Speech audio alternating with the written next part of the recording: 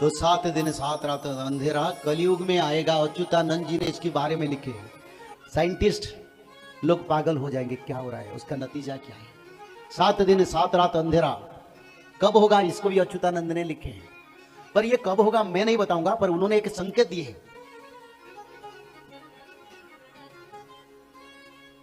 Mean Krishna चतुर्दशी शुक्र दिवस रे अंधकार घोटीवटी महीमंडल रे,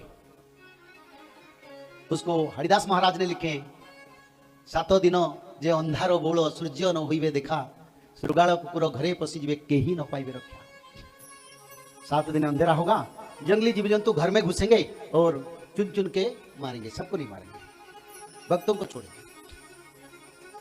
7 दिन 7 रात अंधेरा, सूर्य देव का उदय नहीं होगा।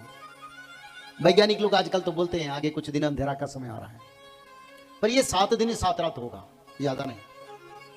और उसी समय भक्त लोग जो त्रिकाल संध्या करना करेंगे, और त्रिकाल संध्या के साथ साथ एक वृक्ष के पत्ते प्रभु देंगे भक्तों को, वो आंखों में लगाएंगे अंजन करके, और भक्तों को अंधेरा नहीं दिखाई देगा। 7 दिन 7 रात भक्तों को अंधेरा नहीं दिखाई देगा। कितना कैटेगोरिकली स्पष्ट रूप में लिखे हैं पंचसखा में, कितना तत्व है। और 7 दिन 7 रात अंधेरा जो होगा, मीन कृष्ण चतुर्दशी शुक्र दिवस है, शुक्रवार मीन कृष्ण चतुर्दशी, एक चतुर्दशी पड़ता है जिसको मीन कृष्ण मत्स्य चतुर्दशी कहते हैं। वो पड़ेगा 2028 से 31 के बीच। ज्योतिषियों का यानी गणनाकारों ने गणना किए हैं, वो 2028 से 31 के बीच एक ऐसे योग आ रहा है जिस समय अच्युतानंद ने लिखे थे। वो ही 7 दिन में धरती पर पूर्ण सत्य प्रकाश होगा। कोई भी पाप उपद्रवग्रस्त तामसिक ग्रस्त मानव नहीं रहेगा जो भगवान कल की माधव के शरण में नहीं रहेगा, कोई नहीं बचे।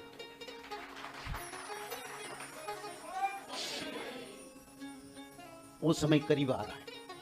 उससे पहले 7 दिन बारिश होगा धरती पर पूरा, और उसी बारिश में इतने बड़े बड़े फ्लड होगा जो फ्लड हमने देखे नहीं, वो सबको उसमें पानी में बहा लेगा। वो भी एक समय आएगा। दोनों अंधेरा समय है, एक 7 दिन बारिश होगा और एक 7 दिन 7 रात अंधेरा होगा। तो इसलिए किस नाम से उद्धार होंगे इस आने वाले आपद से? माधव भगवान, माधव माधव विष्णु, माधव माधव हरि, स्मरन्ते साधवा नित्यं सकल कार्य सुमाधव। मंगलाष्टक के आखिर श्लोक, माधव माधव विष्णु, माधव माधव हरि, हरि यानी महाविष्णु माधव है, अवतार नाम अलग है पर भगवान विष्णु का नाम माधव है। स्मरन्ते साधवा नित्यं, अर्थ संत साधु लोग नित्य यानी अहर्निशि उसको भजन करते हैं। जो ऐसे साधु वो माधव नाम भजन करेगा, सबका अधिकार में भी नहीं है। और संसार की सर्व मंगल नाम माधव है।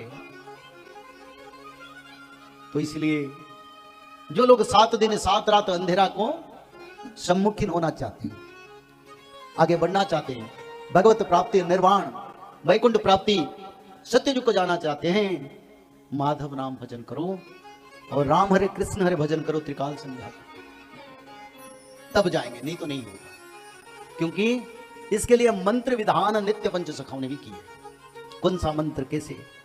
बिना आश्रित रे के ही न वंचिवे, जुगो भागे पड़ी जीवे।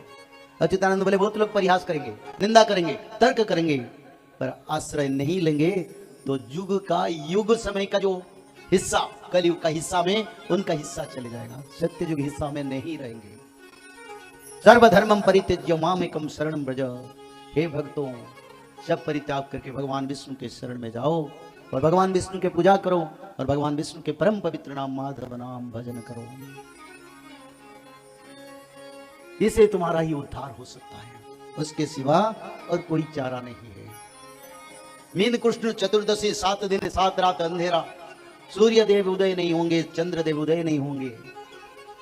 उसी समय 49 वायु बहेगा। धरती पर ऐसे भूकंप होगा जिस भूकंप को कभी आंखों में हमने देखे नहीं।